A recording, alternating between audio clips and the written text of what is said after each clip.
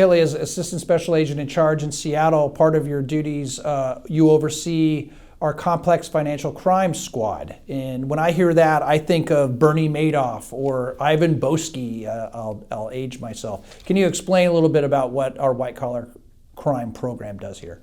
Well, aside from the very large cases, which are the anomaly, we also do routine white-collar cases. And those might be something like a bookkeeper embezzling, a bank employee embezzling funds, and then your typical investment frauds. We see a myriad of those that range from what we call affinity schemes, where someone in a church or social organization solicits investments from their friends and family, claiming high returns, also to someone who then poses as an investment firm or a fund manager and solicits money from the broader community. Those are things we see on a routine basis where investors pay money, and those are the kind of crimes that make up the bread and butter of our work.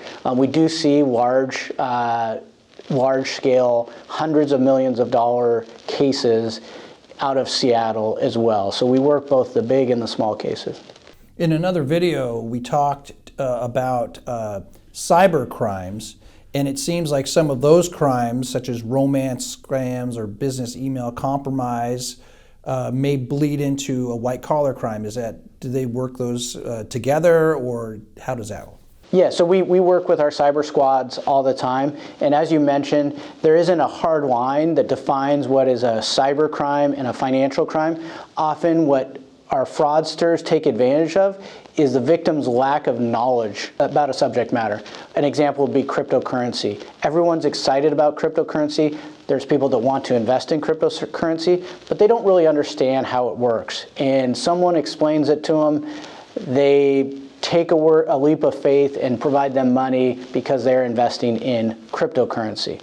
The investor often doesn't understand what that means and willingly hands over money. So we see fraud schemes cross over with cyber crimes. The other issue is intrusions, right? Someone gets your password, someone is able to hack a computer, log into your accounts, and transfer money that way. So there is no hard set line between what our cyber crime squad does and our white collar crime squad does, and often they're working in conjunction on cases. And the same could be said with our forensic accountants who support both types of squads. So Kelly, that's a very scary scenario. So what should someone do if they feel they've been a victim of a scam, or even worse, maybe an elderly parent or friend has been a victim?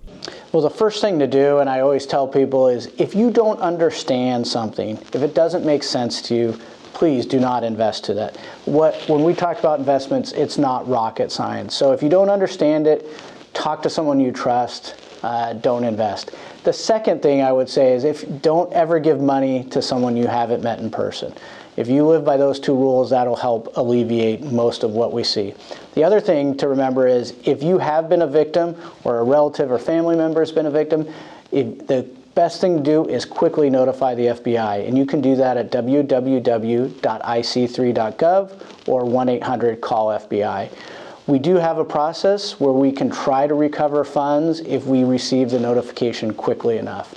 And that's what I would do, because the biggest thing we can do is if we can get on it quickly, that's our best chance at recovering funds. It's important information. Thank you.